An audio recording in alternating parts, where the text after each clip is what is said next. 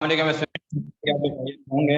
जैसा कि आप लोग जानते हैं कि हम लोगों ने लास्ट टाइम जो है बच्चों वो सिंपल हार्मोनिक मोशन की दूसरी जो एग्जांपल है प्रोजेक्शन ऑफ पार्टिकल वाली वो डिस्कस कर ली थी, प्रूव भी कर दी थी।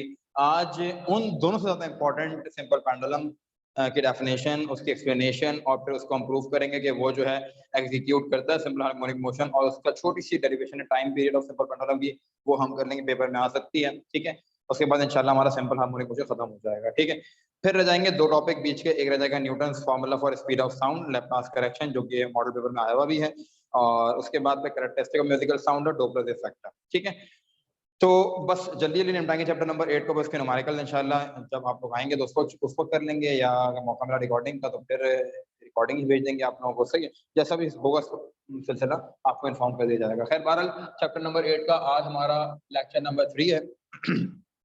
तो हम स्टार्ट ले रहे हैं simple pendulum.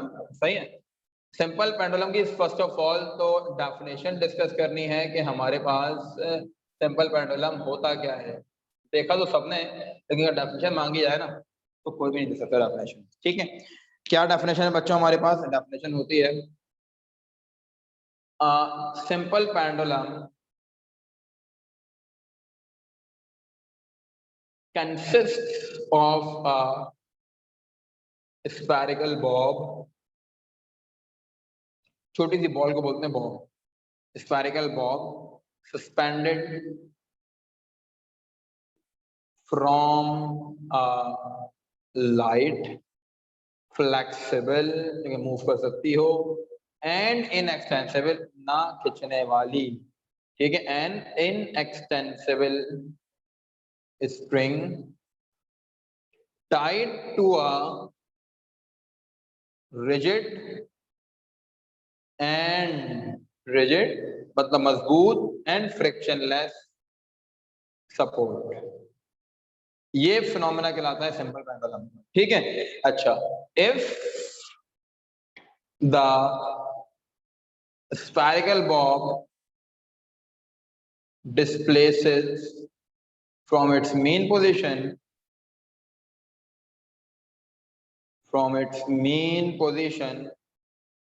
it executes simple harmonic motion। पूरी मैंने बात कर दी आपसे। ठीक है ना, कि एक ऐसा सिंपल पेंडुलम में क्या होता है कि स्फेरिकल बॉब होता है छोटा सा। ठीक है, और जिस रस्सी से जुड़ा हुआ, जिस स्ट्रिंग से जुड़ा हुआ है वो हल्की होती है, वेटलेस होती है, कोई वेट ही नहीं होता उसका। ठीक है, दूसरी बात फ्लेक्सिबल मतलब मूव कर सकती है इधर उधर। तीसरी बात इनएक्सटेंसिबल, ऐसा नहीं होगा जैसे हम बॉब उससे अटैच करें तो वो खिंच जाए, नहीं ऐसा भी नहीं होता। ठीक है, अच्छा, फिर कह रहे हैं कि जैसे ही आप उस बॉब को डिस्टर्ब करते हैं, बॉल जो जिससे जुड़ी हुई होती है वो कैसा होता है? मजबूत सपोर्ट होता है। ऐसा नहीं हमने जोड़ा वो नीचे आ गया, नहीं ऐसा भी नहीं होता। ठीक है, रिजिड, और क्या होगा? फ्रिक्शनलेस सपोर्ट होगा, उसके उस सिस्टम में कोई फ्रिक्शन नहीं होगी जनाब। फिर जैसे जब डिस्टर्ब करोगे छोड़ दोगे तो वो इस तरीके से क्या करना शुरू हो जाएगा? सिंपल हार्मोनिक मोशन करना शुरू हो जाएगा। जिस तरह मेरा वायर भी अभी जो है, माइक का वायर भी साथ साथ जो है वो सिंपल हार्मोनिक मोशन कर रहा है। खैर नजर नहीं आ रहा होगा आप लोगों को। खैर बहरहाल अब शुरू करते हैं इसका प्रूफ, यानी कि प्रूफ में मैं डाल देता हूँ डेरिवेशन की, हेडिंग डाल देता हूँ डेरिवेशन की। ठीक है, डायग्राम समझ लोगे ना इसकी तो कोई मसला नहीं होगा। इसमें कॉन्सेप्ट यूज होगा, जिसने मुझसे किसी से भी इंक्लाइन प्लेन का टॉपिक पढ़ा है अगर फर्स्ट ईयर के अंदर, तो वो इस वाला कॉन्सेप्ट है, इसके अंदर समझ में आ जाएगी ये बात। अगर नहीं भी पढ़ा तभी समझ में आ जाएगी बात इंशाल्लाह इंशाल्लाह। ठीक है, तो बहरहाल हम जो है कंसीडर करते हैं एक स्प्रिंग। ठीक है, consider a simple pendulum. Spring की बात किया, वो सिंपल पेंडुलम की बात करते हैं। Consider a simple pendulum of length L। ठीक है, having a spherical bob of mass m। ठीक है, ये आपके पास आपने कंसीडर कर लिया सिंपल पेंडुलम। ठीक है भाई, अच्छा जनाब, अब देखो डायग्राम बना रहा हूं उसकी। ठीक है, तो ये समझ लो बच्चों कि तुम्हारे पास आ गया एक फर्म और रिजिड सपोर्ट, जिसकी हमने डेफिनेशन में बात की थी। सही है बच्चों, उसके बाद फिर कहते हैं आपसे कि ये आ गया, आप चलो उससे बना लेता हूं। ये तुम्हारे पास स्ट्रेट लाइन स्ट्रिंग आ गई। सही है, उसके आगे ये स्फेरिकल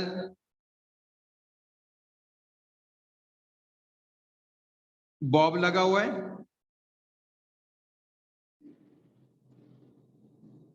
सही है बच्चों। तुम जब इसको डिस्प्लेस करोगे, फॉर एग्जाम्पल तुमने ये डिस्प्लेस कर दिया, ठीक है, जब डिस्प्लेस किया तो बॉडी इधर आ गई, बॉल इधर आ गई ना, सही है। तो अब तुमने जब डिस्प्लेस कर दिया, अब जरा गौर से बात सुनना मेरी, यही सारा कॉन्सेप्ट है इसका, इसके अंदर ही, क्योंकि अब ये इंक्लाइन पोजीशन पर आ गया ना, जब इंक्लाइन पोजीशन पर आ गया तो अब क्या करोगे तुम, जरा देखो, अब तुम्हारे पास ये है थीटा, ये क्या है बच्चों, थीटा है, क्योंकि उधर, और ये तुम्हारे पास क्या है, तुमने डिस्प्लेसमेंट मान लो कि एक्स ले ली, ठीक है, एक्स हो गई डिस्प्लेसमेंट। अच्छा जनाब, अब जरा कॉन्सेप्ट को सुनना, देखो भाई, वेट हमेशा लाए करता है कैसे, वर्टिकली डाउनवर्ड, डब्ल्यू, इसका भी यहां पे भी ऐसा ही होगा कि वर्टिकली डाउनवर्ड ही लाए करेगा, ये क्या हो गया, डब्ल्यू। लेकिन सर एक मसला है, क्या, यहां तो आपकी रस्सी यानी स्ट्रिंग बिल्कुल सीधी थी, स्ट्रेट, इस पॉइंट पर, इस पॉइंट पर ऐसे चली गई, वहां चली गई, ठीक है ना, कोई भी नाम दे दो उस पॉइंट पर, वहां चली गई। अब तो ऐसे नहीं होना चाहिए वेट को, बिल्कुल ऐसा ही नहीं होना चाहिए। तो हम क्या करेंगे, अब इस वेट के कंपोनेंट्स करेंगे। कंपोनेंट्स कैसे करेंगे, ऐसे करेंगे कि हमारे पास वाई एक्सेस जो था ना, ये वाई एक्सेस था और ये एक्स एक्सेस था। अब जब बॉडी ऐसे चली गई तो वाई एक्सेस भी टेढ़ा हो गया, वाई एक्सेस भी ऐसा हो गया, ये वाई एक्सेस हो गया और ये एक्स एक्सेस हो गया। एक्स एक्सेस ऐसे था तो एक्स एक्सेस ऐसे उड़ गया ऊपर, क्योंकि बॉडी आगे आ गई, ठीक है ना। जब बॉडी आगे आ गई है तो इसका मतलब क्या होगा कि एक कंपोनेंट बनेगा अलोंग दिस एक्सिस, एक बनेगा अलोंग दिस एक्सिस, ठीक है। y और x का नाम याद नहीं रखना, याद रखोगे ना y x का नाम तो कंफ्यूज हो जाओगे। क्यों, बताता हूँ क्यों कंफ्यूज हो गए। बस फर्ज करो कि एक हमारे पास एक एक्सिस ये रहा और एक एक्सिस ये रहा, ठीक है, ये वाली बात समझ में आ रही है। अच्छा जनाब, अब देखें, जब एक एक्सिस सर आप ये कह रहे हैं कि ये है, तो सर इसका मतलब ये हुआ कि हमारे पास इसके दो कंपोनेंट्स हो जाएंगे, ठीक है। दो कंपोनेंट्स से बाद में करूंगा इसके, ठीक है, दो कंपोनेंट्स में इसके बाद में करूंगा, तो चलो कर ही लेते हैं, कोई ऐसे मसले की बात नहीं, साथ साथ ही कर लेते हैं।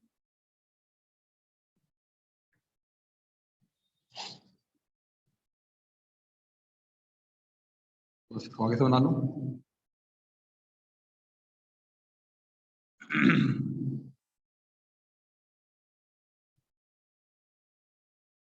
एक कंपोनेंट इस एक्सेस पर आएगा, ठीक है,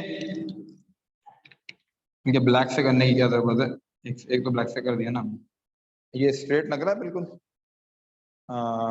सही है, वैसे स्ट्रेट है नहीं, चलो स्ट्रेट बनाए पास को।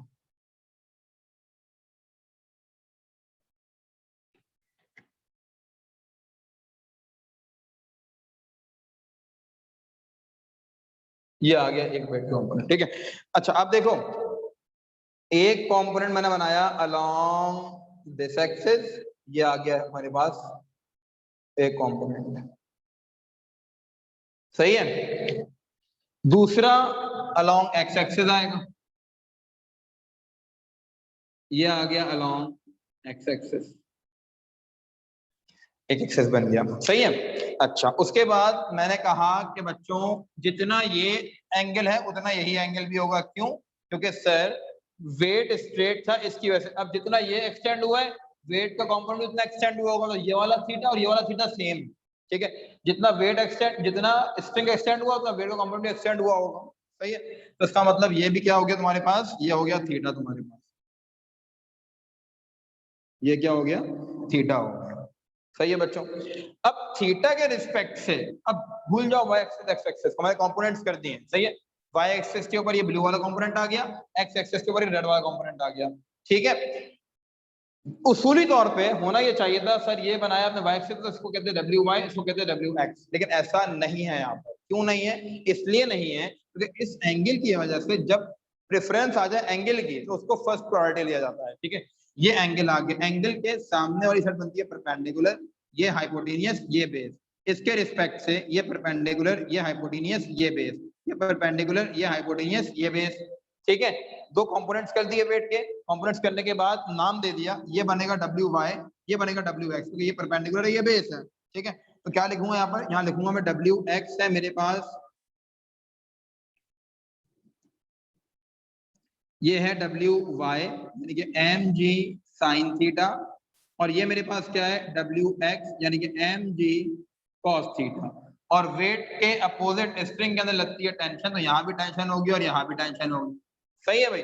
अच्छा, स्प्रिंग की लेंथ क्या थी, स्प्रिंग की लेंथ हमारे पास थी बच्चों, बताया था मैंने, एल थी स्प्रिंग की लेंथ। स्प्रिंग की लेंथ हमारे पास क्या थी, एल थी, पूरी यहाँ तक।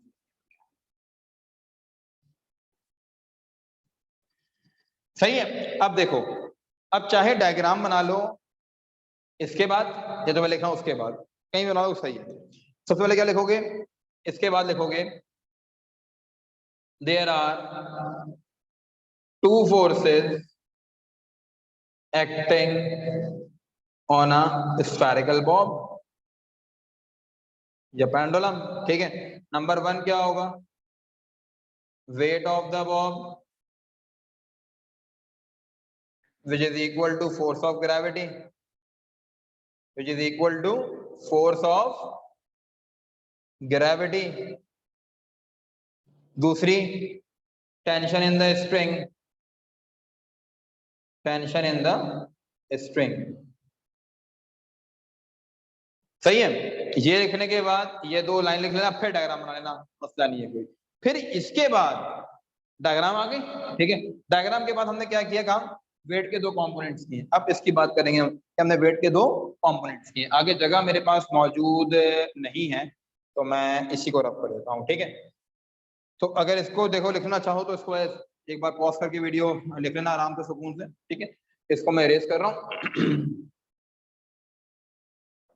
तो डेरिवेशन हमारी यहाँ पर पूरी आएगी नहीं, दो बार इसको करना पड़ेगा। अब बहरहाल क्या लिखोगे, अब डायग्राम इसके बाद बनेगी डायग्राम। अब लिखोगे we can resolve the weight W into two components, into two components। कौन कौन से, नंबर वन मेरे पास आ जाएगा W x is equals to W cos theta यानी कि mg cos theta, W y is equal to W sin theta मतलब mg sin theta। देखो भाई ये आ गया, एक कंपोनेंट ये रहा, एक कंपोनेंट ये रहा। आई होप सो बात समझ में आ गई होगी मेरी। ठीक है, W x m g cos theta जो है वो टेंशन के अपोजिट है, यानी कि टेंशन और डब्ल्यू एक्स आपस में इक्वल है, तभी पेंडुलम ऐसे ऊपर नीचे मूव नहीं कर रहा। सही है, अपोजिट डायरेक्शन में, ये दोनों एक दूसरे को कैंसिल कर देंगे। तो इफेक्टिव कौन है, काम कौन कर रहा है, कौन पेंडुलम को इधर लेकर आ रहा है और फिर वापस उधर लेके जा रहा है, कौन सा बेटा कंपोनेंट, तो वेट का बेटा ये जो है ना डब्ल्यू वाई वाला कंपोनेंट जो है वो बेसिकली काम कर रहा है यहाँ पे। ठीक है, it is only responsible for the movement of spherical Bob here.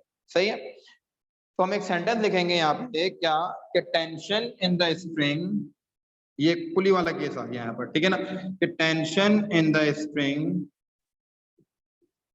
Tension in the spring and W x are equal and opposite, so they cancel each other, so they cancel each other, cut गए दोनों। सही है, only force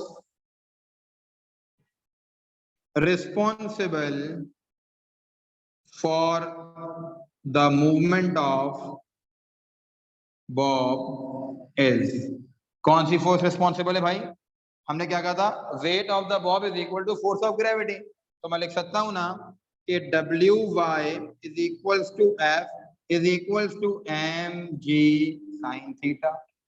लिख सकते हैं बच्चों वाली बात। ठीक है, बात समझ में आ गई यहां तक। अच्छा, फिर कहते हैं but according to Newton second law of motion, but according to Newton second law of motion,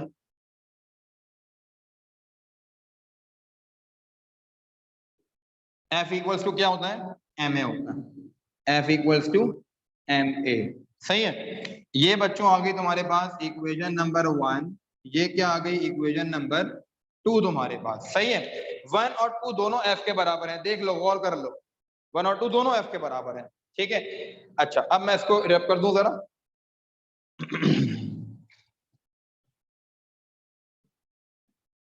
जनाब उसके बाद देखिए जरा, कहते हैं comparing equation number 1 and equation number 2। जब कंपेयर किया बच्चों तो क्या बन गया, m a is equals to m g sine theta, m से m cancel, a is equals to g sine theta, साथ में माइनस लगा दिया। क्यों इसलिए लगाया माइनस, क्योंकि नेगेटिव साइन शोज, क्यों लिया है खुद ब खुद माइनस, इसलिए लिया है कि भाई एक्सेलरेशन मुझे कैसी होती है, negative sign shows acceleration is always directed towards the mean position। Sir हमेशा एक्सेलरेशन जो है सिंपल हार्मोनिक बॉडीज में डायरेक्टेड कहाँ होती है, मेन पोजीशन। जैसे क्या लग गया, माइनस लग गया।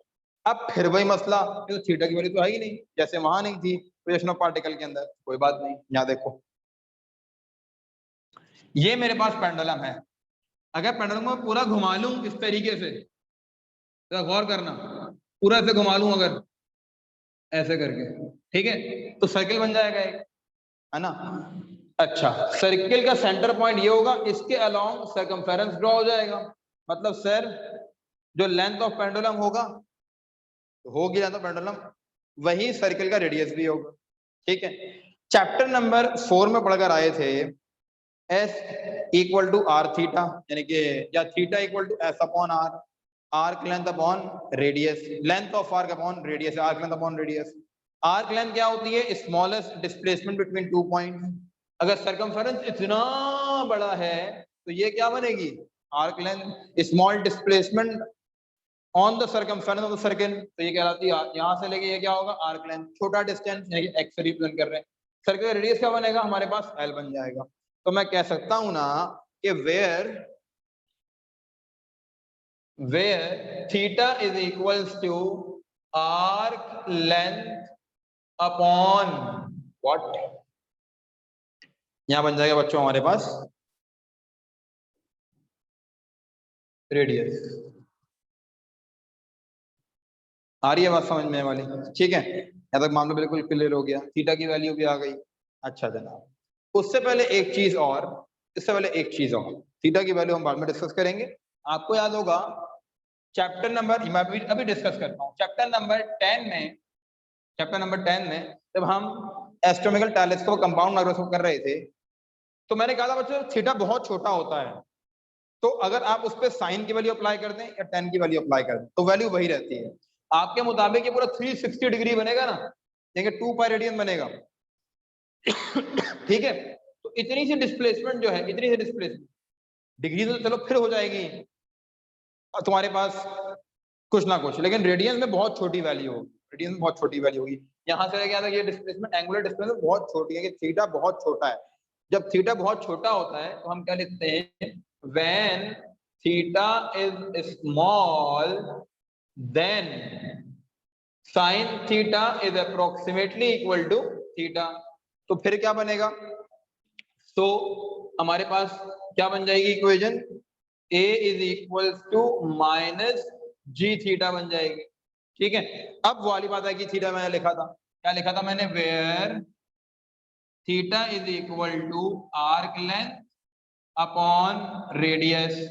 सही है, theta equal to arc length upon radius. समझ आ गई ना बात ये वाली, क्योंकि एंगुलर डिस्प्लेसमेंट बहुत छोटी है, तो जब छोटा एंगल होता है तो साइन अप्लाई करते हैं तो आंसर वही आता है। तो साइन थीटा को थीटा ने रिप्लेस कर लिया, जैसे वहां कर आए थे, चैप्टर 10 में कर आए थे। थीटा की वैल्यू क्या थी, arc length upon radius, chapter 4 पढ़ा कर आया हूं, s equal to R theta.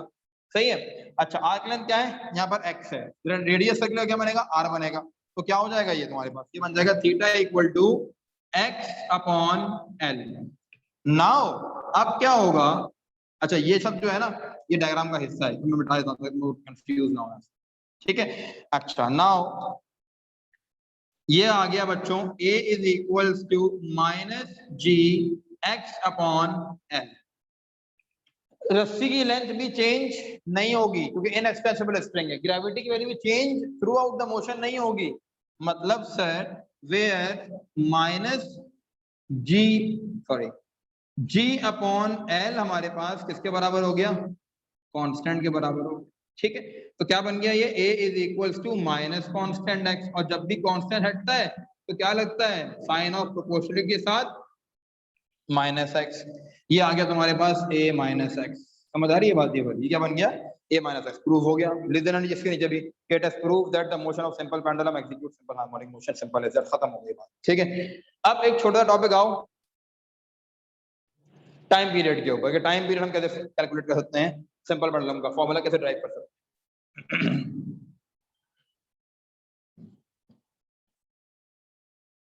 सबसे इंपॉर्टेंट तीनों में यही है। अगर सवाल बना सिंपल हार्मोनिक मोशन का तो ये भी इंपॉर्टेंट है, आ सकता है इसमें से। देखो भाई टाइम पीरियड हम कैसे फाइंड आउट कर सकते हैं, इसी में मुझसे पूछा भी था ग्रुप पे, मुझे नहीं याद किसने पूछा था, सवाल भेजा था टाइम पीरियड निकालना था। तो टाइम पीरियड का फॉर्मूला बता दूं कैसे ड्राइव होता है time period of simple pendulum.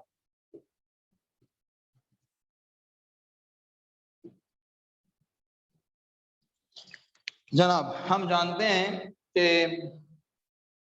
We know that in simple pendulum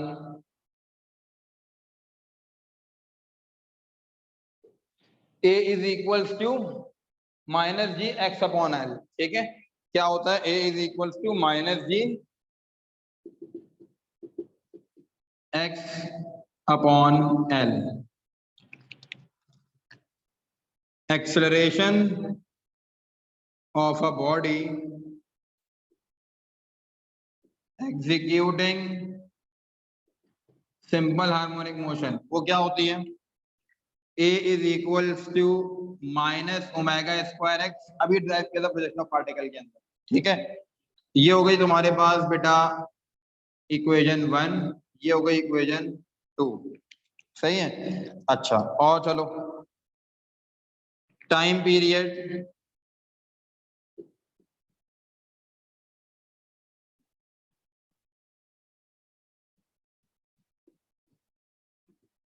time period of a body executes simple harmonic motion. क्या फॉर्मूला होता है, जब वो करा रहा था क्या कहते हैं omega equal to angular acceleration करवाई थी जब, तो वहां बताया था कि omega is equals to omega क्या एंगुलर वेलोसिटी क्या होती है थीटा अपॉन टाइम होता है। सही है ना, एंगुलर डिस्प्लेसमेंट अपॉन टाइम होता है। और for one complete rotation angular displacement बराबर किसकी होती है, थीटा इक्वल टू 2 पाई होता है। जब वन कंप्लीट रोटेशन की बात कर रहे हैं तो time period for one complete rotation क्या बनेगा, टाइम पीरियड बन जाएगा। ठीक है, omega is equal to 2 pi upon T बन गया। क्या मतलब कहने का, लिख के बताता हूँ। देखो ये कह रहा हूँ कि तो हमारे पास क्या था formula, theta omega is equal to theta upon T for one complete rotation. Theta बराबर किसके होता है 2 पाई के।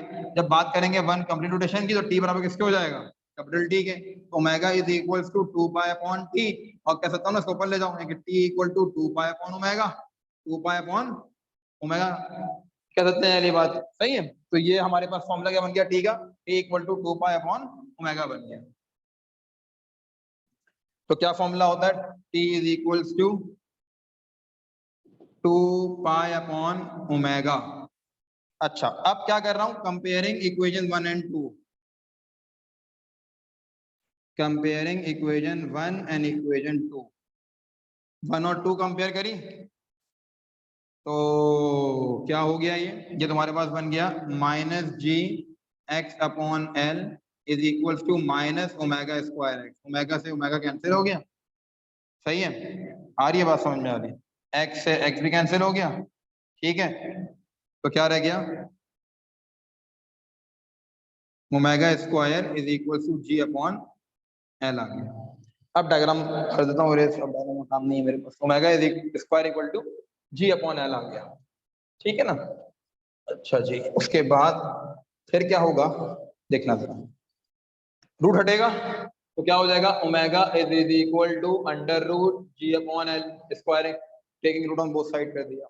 जब रूट लगा दिया तो फिर क्या हो जाएगा, देन टी की वैल्यू क्या बन जाएगी, then T is equals to 2 pi under root g upon L.